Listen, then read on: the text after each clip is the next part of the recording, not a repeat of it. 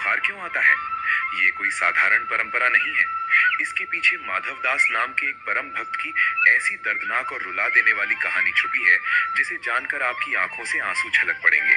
साक्षात भगवान ने अपने भक्त के गंदे कपड़े क्यों धोए? ये रहस्य आपको भगवान की असली महिमा समझाएगा। अगर आपको धर्मशास्त्र और पुराण से जुड़ी ऐसी ही अद्भुत और रहस्यमयी जानकारियां पसंद हैं, तो अभी चैनल को सब्सक्राइब कीजिए, वीडियो को लाइक कीजिए और कमेंट में जरूर बताइए कि आप किस शहर से देख रहे हैं। भारत की पावन भूमि हमेशा से देवों और चमत्कारों की भूमि रही है। इस पवित्र धरती पर कई ऐसे मंदिर हैं जहां आज भी रहस्य जीवित है। इन्हीं में से एक है ओडिशा का जगन्नाथपुरी धाम। पुरी को कलयुग का वैकुंठ कहा जाता है। ये वो जगह है जहां भगवान श्री कृष्ण अपनी बहन सुभद्रा और बड़े भाई बलभद्र के साथ आज भी निवास करते हैं। मंदिर में भगवान की मूर्त किसी पत्थर या धातु की नहीं है, ये लकड़ी से बनी एक जीवंत मूर्त है। भक्त मानते हैं कि भगवान जगन्नाथ आज भी हमारे बीच सांस लेते हैं। वो हमारी तरह ही महसूस करते हैं। वो अपने भक्तों के दुख में रोते हैं और उनकी खुशी में मुस्कुराते हैं। जो भगवान पूरे ब्रह्मांड का पालन करते हैं, उन्हें पुरी के मंदिर में एक बच्चे की तरह लाड प्यार से रखा जाता है। उन्हें दिन में 6 बार 56 भोग खिलाया जाता है। उन्हें तरह तरह के आभूषण पहनाए जाते हैं। लेकिन इस मंदिर की सबसे हैरान कर देने वाली बात कुछ और है। एक ऐसी घटना जो दुनिया के किसी भी और मंदिर में नहीं होती। हर साल गर्मियों में ज्येष्ठ मास की पूर्णिमा आती है। इस दिन पुरी में एक बहुत बड़ा उत्सव मनाया जाता है। इसे स्नान यात्रा कहा जाता है। इस दिन भगवान जगन्नाथ, बलभद्र जी और सुभद्रा जी को गर्भगृह से बाहर लाया जाता है। उन्हें एक ऊंचे स्नान मंडप पर बैठाया जाता है। ज्येष्ठ के महीने में बहुत तेज गर्मी होती है। भगवान को इस गर्मी से राहत देने के लिए एक विशेष कुएं से पानी निकाला जाता है। इस कुएं को स्वर्ण कुआं या सोने का कुआं कहते हैं। इस पानी में कई तरह के सुगंधित फूल, चंदन और जड़ी बूटियां मिलाई जाती हैं। फिर 108 घड़ों के जल से भगवान का महास्नान कराया जाता है। लाखों भक्त इस महास्नान को देखने के लिए पुरी आते हैं। भगवान का ये रूप बहुत ही मनमोहक होता है। लेकिन इस स्नान के बाद एक बहुत ही रहस्यमयी घटना होती है। इतने सारे ठंडे पानी से नहाने के कारण भगवान जगन्नाथ सच में बीमार पड़ जाते हैं। उनके शरीर का तापमान बढ़ जाता है, उन्हें तेज बुखार आ जाता है और फिर उसी दिन से मंदिर के कपाट आम भक्तों के लिए बंद कर दिए जाते हैं। भगवान को एक खास शयन कक्ष में ले जाया जाता है। इसे अणसर घर कहा जाता है। अणसर घर में पूरी तरह से शांति होती है। भगवान अगले 15 दिन तक इसी कमरे में विश्राम करते हैं। इन 15 दिनों तक कोई भी भक्त भगवान के दर्शन नहीं कर सकता। यहाँ तक कि मंदिर के अंदर कोई घंटी नहीं बजती, कोई शंख नहीं बजाया जाता, क्योंकि जब घर का कोई बड़ा बुजुर्ग बीमार होता है तो घर में शोर शराबा नहीं किया जाता। भगवान को रोज लगने वाला 56 भोग भी बंद कर दिया जाता है, क्योंकि बुखार में भारी भोजन नहीं पचता। भगवान को सिर्फ फलों का रस और काढ़ा पिलाया जाता है। राजवैद्य हर रोज भगवान की नब्ज जांचने आते हैं। वो भगवान को जड़ी बूटियों की कड़वी दवा देते हैं। उनके शरीर की गर्मी कम करने के लिए एक खास तरह का लेप लगाया जाता है। ये सब सुनकर मन में कई सवाल उठते हैं। जो भगवान इस पूरी सृष्टि के मालिक हैं, क्या वो सच में बीमार पड़ सकते हैं? जिस परमात्मा के एक इशारे पर बड़ी बड़ी बीमारियां खत्म हो जाती हैं, वो खुद बुखार में कैसे तप सकता है? क्या कुछ घड़े ठंडे पानी से साक्षात भगवान को बुखार आ सकता है? ये बात सुनने में बहुत अजीब लगती है, लेकिन सच तो ये है कि भगवान पानी से बीमार नहीं होते। भगवान की इस बीमारी के पीछे एक बहुत ही रुला देने वाला कारण है। ये कोई नाटक या सिर्फ एक रस्म नहीं है। इसके पीछे एक भक्त के अटूट प्रेम और भगवान की करुणा की एक ऐसी सत्य कथा है, जिसे सुनकर आपके रोंगटे खड़े हो जाएंगे। ये कहानी है माधव दास जी की। माधव दास जी भगवान जगन्नाथ के एक बहुत ही पहुंचे हुए भक्त थे। वो पुरी के ही रहने वाले थे। माधव दास जी का जीवन बहुत ही साधारण था। उन्होंने अपने जीवन में बहुत दुख देखे थे। उनकी पत्नी का बहुत कम उम्र में ही देहांत हो गया था। इस घटना ने माधव दास जी के मन में गहरा वैराग्य भर दिया। उन्हें समझ आ गया कि इस संसार का हर रिश्ता झूठा है। आज जो आपके साथ है, वो कल आपको छोड़कर चला जाएगा। इस दुनिया में अपना कहने के लिए कोई नहीं है, सिर्फ एक ही सत्य है और वो है भगवान का नाम। यही सोचकर उन्होंने अपनी सारी सुख सुविधाएं छोड़ दी। उन्होंने घर बार त्याग दिया और एक सन्यासी का जीवन जीने लगे। वो पुरी में समुद्र के किनारे अपनी एक छोटी सी कुटिया बनाकर रहने लगे। उनका पूरा दिन भगवान जगन्नाथ के मंदिर में बीतता था। वो घंटों तक भगवान की मूर्ति के सामने बैठे रहते थे। माधव दास जी की आंखें हमेशा भगवान की उस बड़ी बड़ी गोल आंखों से जुड़ी रहती थीं। वो भगवान को कोई पत्थर की मूरत नहीं मानते थे। वो भगवान जगन्नाथ को अपना सब कुछ मानते थे। कभी वो भगवान से एक पिता की तरह बात करते, तो कभी एक सखा की तरह उनसे रूठ जाते। लोग उन्हें देखकर सोचते थे कि ये कोई पागल इंसान है जो अकेले ही बड़बड़ाता रहता है। लेकिन माधवदास जी को दुनिया की कोई परवाह नहीं थी। वो सिर्फ भगवान के प्रेम में डूबे रहते थे। वो किसी से खाना नहीं मांगते थे। अगर कोई अपनी मर्जी से कुछ दे देता, तो वो उसे प्रसाद समझकर खा लेते। और अगर किसी दिन कुछ नहीं मिलता, तो वो भूखे ही सो जाते। लेकिन उनके होठों से भगवान का नाम कभी नहीं छूटता था। भगवान जगन्नाथ भी अपने इस निस्वार्थ भक्त से बहुत प्रेम करते थे। कहा जाता है कि रात के अंधेरे में भगवान जगन्नाथ एक छोटे बालक का रूप धारण करके माधवदास जी की कुटिया में आते थे। वो बालक माधवदास जी के साथ खेलता था, उनसे बातें करता था। माधवदास जी को भी उस बालक से बहुत लगाव था, लेकिन वो ये नहीं जानते थे कि वो बालक साक्षात त्रिलोकीनाथ है। माधवदास जी का जीवन इसी तरह शांति से कट रहा था। वो बूढ़े हो चुके थे, उनका शरीर अब कमजोर हो गया था। लेकिन भगवान को अपने भक्तों की परीक्षा लेने की भी आदत है। और जब कर्मों का हिसाब होता है, तो भगवान भी बीच में नहीं आते। हर इंसान को अपने प्रारब्ध यानी पिछले जन्मों के कर्मों का फल भुगतना ही पड़ता है। माधवदास जी के पिछले किसी जन्म का एक बहुत ही कठोर कर्म बाकी था, और उसका फल उन्हें इस जन्म में भुगतना पड़ा। एक दिन अचानक माधवदास जी बहुत बुरी तरह बीमार पड़ गए। उन्हें पेट की एक बहुत ही भयंकर बीमारी हो गई, जिसे हैजा या अतिसार कहा जाता है। उस जमाने में ये बीमारी बहुत ही खतरनाक मानी जाती थी। माधवदास जी का शरीर पूरी तरह से टूट गया। उन्हें लगातार उल्टी और दस्त होने लगे। बुखार इतना तेज था कि उनका पूरा शरीर आग की तरह तप रहा था। वो अपनी कुटिया में एक पुरानी सी चारपाई पर पड़े रहते थे। उनके अंदर इतनी ताकत भी नहीं बची थी कि वो उठकर एक घूंट पानी पी सके। उनका शरीर सूखकर कांटा हो गया था। कुछ दिन तक तो आसपास के लोगों ने उन्हें देखा, लेकिन जब बीमारी बहुत ज्यादा बढ़ गई, तो लोगों ने उनकी कुटिया के पास आना भी बंद कर दिया। लोगों को डर था कि कहीं ये छूत की बीमारी उन्हें भी न लग जाए। माधवदास जी बिल्कुल अकेले पड़ गए। उनकी देखभाल करने वाला कोई नहीं था। बीमारी के कारण वो अपने ही कपड़ों में मल मूत्र त्यागने लगे। वो उसी गंदगी में दिन रात पड़े रहते थे। उनके कपड़ों और शरीर से इतनी भयंकर बदबू आने लगी थी कि कोई इंसान वहां एक पल भी खड़ा नहीं रह सकता था। कुटिया के अंदर मक्खियां भिनभिना रही थी। माधवदास जी की आंखें अंदर धंस गई थीं। वो दर्द से कराहते थे। ये एक ऐसी स्थिति थी जिसे देखकर पत्थर दिल इंसान भी रो पड़े। लेकिन इतनी भयानक पीड़ा में भी माधवदास जी के चेहरे पर कोई क्रोध नहीं था। उन्होंने एक बार भी भगवान जगन्नाथ से कोई शिकायत नहीं की। उन्होंने कभी नहीं कहा कि हे प्रभु, मैंने जीवन भर तुम्हारी इतनी भक्ति की और तुमने मुझे ये दिन दिखाया। उनके होठों पर अब भी सिर्फ एक ही नाम था, हे जगन्नाथ। वो मन ही मन कहते थे कि हे प्रभु, ये शरीर तुम्हारा ही दिया हुआ है।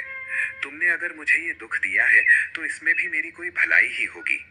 जब तक मेरे शरीर में प्राण है, मैं सिर्फ तुम्हारा ही नाम जपूंगा। जब दुनिया के सारे दरवाजे बंद हो जाते हैं, तब भगवान का दरवाजा खुलता है। माधवदास जी की वो दर्द भरी पुकार सीधे वैकुंठ में बैठे भगवान जगन्नाथ के हृदय में जा लगी। भगवान अपने सच्चे भक्त की ये दुर्दशा नहीं देख पाए। जिस भगवान का सिंहासन भक्त के एक आंसू से हिल जाता है, वो भगवान अपने प्यारे माधवदास को उस गंदगी में सड़ते हुए कैसे देख सकते थे। भगवान जगन्नाथ से रहा नहीं गया। एक रात जब माधवदास जी दर्द से तड़प रहे थे, तब अचानक कुटिया का दरवाजा खुला। अंदर एक बहुत ही सुंदर और कोमल सा बालक आया। ये वही बालक था जो पहले माधवदास जी के पास आता था। उस बालक के चेहरे पर चंद्रमा जैसी चमक थी। उसने कुटिया के अंदर की वो भयंकर बदबू देखी। उसने देखा कि उसका प्यारा भक्त अपने ही मल मूत्र में पड़ा है। उस बालक ने बिना कुछ सोचे माधवदास जी के पास जाकर उनके माथे पर हाथ रखा। उस बालक का स्पर्श इतना कोमल और शीतल था कि माधवदास जी का आधा दर्द पल भर में खत्म हो गया। माधवदास जी ने अपनी कमजोर आंखें खोली और उस बालक को देखा। बालक ने कहा, बाबा, मैं आ गया हूँ, अब तुम चिंता मत करो। उस बालक ने जो काम किया वो सुनकर आप हैरान रह जाएंगे। साक्षात ब्रह्मांड के स्वामी भगवान जगन्नाथ ने एक साधारण सेवक का रूप धारण किया था। उस बालक ने अपने कोमल हाथों से माधवदास जी के गंदे और मल मूत्र से सने हुए कपड़े उतारे। उन कपड़ों को वो बाहर ले गया और अपने हाथों से उन्हें धोया। फिर उसने गर्म पानी किया और एक कपड़े से माधवदास जी के पूरे शरीर को साफ किया उनके घावों को धोया, उन्हें साफ और सूखे कपड़े पहनाए, कुटिया की पूरी गंदगी को बाहर फेंका और उसे साफ किया। फिर उस बालक ने माधवदास जी को अपने हाथों से पानी पिलाया। वो बालक पूरी रात माधवदास जी के पैर दबाता रहा। माधवदास जी को कुछ समझ नहीं आ रहा था। वो सोच रहे थे कि जब मेरे अपने लोग मुझे छोड़कर भाग गए, तो ये अनजान बालक मेरी इतनी गंदी सेवा क्यों कर रहा है। उन्होंने उस बालक से पूछा कि बेटा, तुम कौन हो? तुम मेरी इतनी भयंकर बीमारी में मेरे पास क्यों आए हो? ये गंदगी साफ करके तुमने अपने हाथ क्यों खराब किए? उस बालक ने मुस्कुराकर कहा, बाबा, मैं एक अनाथ लड़का हूँ। मुझे किसी की सेवा करने में बहुत आनंद मिलता है। आप बस आराम करो। उस दिन के बाद वो बालक रोज रात को माधवदास जी की कुटिया में आने लगा। वो रोज उनके गंदे कपड़े धोता, उनकी सफाई करता, उन्हें अपने हाथों से खाना खिलाता। वो बालक उनके मल मूत्र को अपने हाथों से उठाता और बाहर फेंकता। ये कोई मामूली बात नहीं थी। जो भगवान तीनों लोकों के नाथ हैं, जिनकी पूजा बड़े बड़े देवी देवता करते हैं, वो भगवान एक गरीब और बीमार इंसान के नौकर बन गए थे। उनका प्यार इतना निस्वार्थ था कि उन्होंने अपने महान होने का कोई गुरूर नहीं रखा। धीरे धीरे माधवदास जी को उस बालक के स्पर्श में एक अजीब सा एहसास होने लगा। जब भी वो बालक उन्हें छूता, तो उनके अंदर एक नई ऊर्जा आ जाती। उस बालक के शरीर से हमेशा चंदन और तुलसी की बहुत ही प्यारी खुशबू आती थी। माधवदास जी का हृदय ये मानने लगा था कि ये कोई आम बालक नहीं है। एक दिन जब वो बालक माधवदास जी के पैर दबा रहा था, तब माधवदास जी ने उस बालक की आंखों में बहुत ध्यान से देखा। वो बड़ी बड़ी गोल आंखें, वो सांवला रंग, वो चंदन की खुशबू। माधवदास जी का पूरा शरीर कांपने लगा। उनके रोंगटे खड़े हो गए। वो समझ गए कि ये कोई अनाथ लड़का नहीं है, ये साक्षात मेरे प्रभु, मेरे भगवान जगन्नाथ हैं। ब्रह्मांड का स्वामी मेरे गंदे कपड़े धो रहा है, मेरी गंदगी साफ कर रहा है। ये सच सामने आते ही माधवदास जी फूट फूट कर रोने लगे। उनकी आंखों से आंसुओं की नदी बह निकली। उन्होंने अपने कांपते हुए हाथों से उस बालक के चरण पकड़ लिए। माधवदास जी ने रोते हुए कहा, हे मेरे नाथ, हे जगन्नाथ, आप ये क्या कर रहे हैं? आप तो पूरे ब्रह्मांड के स्वामी हैं। आप मेरे जैसे एक नीच और पापी इंसान के गंदे कपड़े क्यों धो रहे हैं? आपने मेरे मल मूत्र को अपने पवित्र हाथों से छुआ है। प्रभु, आपने ये सब क्यों किया? अगर आप मेरा दुख दूर करना ही चाहते थे, तो आप तो भगवान हैं। आपकी एक नजर ही काफी थी। आप अपने मंदिर में बैठकर ही मुझे ठीक कर सकते थे। आप सिर्फ एक बार सोचते और मेरी ये भयानक बीमारी पल भर में दूर हो जाती। फिर आपने एक नौकर बनकर मेरी ये गंदी सेवा क्यों की? प्रभु, मुझे माफ कर दीजिए। मुझसे बहुत बड़ा पाप हो गया है। माधवदास जी की ये बातें सुनकर भगवान जगन्नाथ अपने असली रूप में आ गए। उनका वो दिव्य और भव्य स्वरूप देखकर कुटिया में रोशनी फैल गई। भगवान ने बहुत ही प्यार से माधवदास जी को उठाया और उन्हें अपने गले से लगा लिया। भगवान ने कहा, हे माधव, तुम रो क्यों रहे हो? तुम तो मेरे सबसे प्यारे भक्त हो। एक पिता अगर अपने बीमार बच्चे की सेवा नहीं करेगा तो कौन करेगा? जब तुम दर्द में तड़प रहे थे, तो तुम्हारी वो तड़प मुझे भी महसूस हो रही थी। मैं तुम्हें उस गंदगी में अकेला कैसे छोड़ सकता था? तुमने पूछा कि मैंने तुम्हें बिना छुए ठीक क्यों नहीं कर दिया। भगवान ने बहुत ही गहराई से माधवदास जी को जीवन का सत्य समझाया। भगवान ने कहा, माधव, इस संसार का एक बहुत बड़ा नियम है, कर्मों का नियम। हर इंसान को अपने प्रारब्ध यानी पिछले जन्मों के कर्मों का फल भुगतना ही पड़ता है, चाहे वो अच्छा कर्म हो या बुरा कर्म। जब तक इंसान अपने सारे कर्मों का फल नहीं भोग लेता, तब तक उसे मुक्ति नहीं मिलती। तुम्हारी ये बीमारी तुम्हारे पिछले जन्म के एक बहुत बुरे कर्म का फल है। अगर मैं अपने चमत्कार से तुम्हारी बीमारी को आज ही खत्म कर देता, तो तुम्हारा वो कर्म बाकी रह जाता और उस बचे हुए कर्म को भोगने के लिए तुम्हें फिर से इस धरती पर नया जन्म लेना पड़ता। भगवान ने आगे कहा, मैं नहीं चाहता था कि तुम्हें फिर से इस मृत्यु लोक में जन्म लेना पड़े। तुम फिर से माँ के गर्भ में आओ और इस मायावी दुनिया के दुख सहो।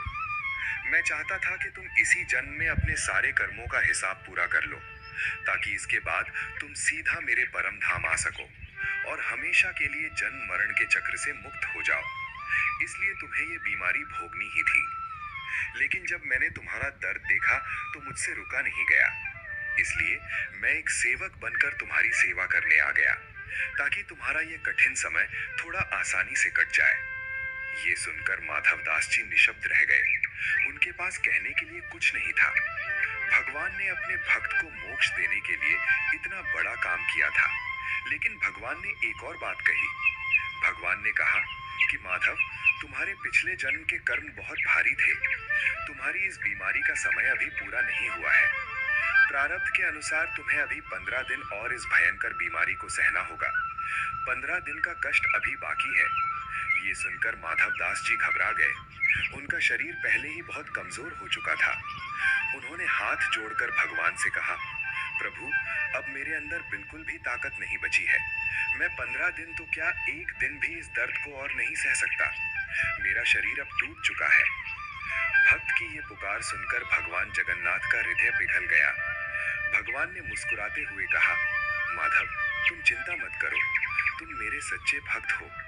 तुमने मेरे लिए बहुत कष्ट सहे हैं। इसलिए अब मैं तुम्हारे हिस्से के बचे हुए 15 दिन का कष्ट अपने ऊपर लेता हूँ। तुम्हारी ये 15 दिन की बीमारी अब तुम नहीं भोगोगे। तुम्हारी जगह ये बीमारी अब मैं भुगतूंगा। तुम्हारे बचे हुए सारे कर्म मैं अपने ऊपर लेता हूँ। ये सुनकर माधव दास जी चौंक गए। उन्होंने रोते हुए कहा, नहीं प्रभु, ऐसा मत कीजिए। मेरे पापों की सजा मैं खुद भुगतूंगा। आप सारे संसार को सुख देने वाले हैं। आप मेरे दुखों को कैसे ले सकते हैं? आप बीमार कैसे पड़ सकते हैं? लेकिन भगवान ने उनकी एक ना सुनी। भगवान ने माधव दास जी के सिर पर अपना हाथ रखा। उसी पल एक बहुत बड़ा चमत्कार हुआ। माधव दास जी के शरीर की सारी बीमारी, सारा दर्द और सारी कमजोरी पलक झपकते ही गायब हो गई। वो पूरी तरह से स्वस्थ हो गए। उनके शरीर में एक नई ऊर्जा आ गई।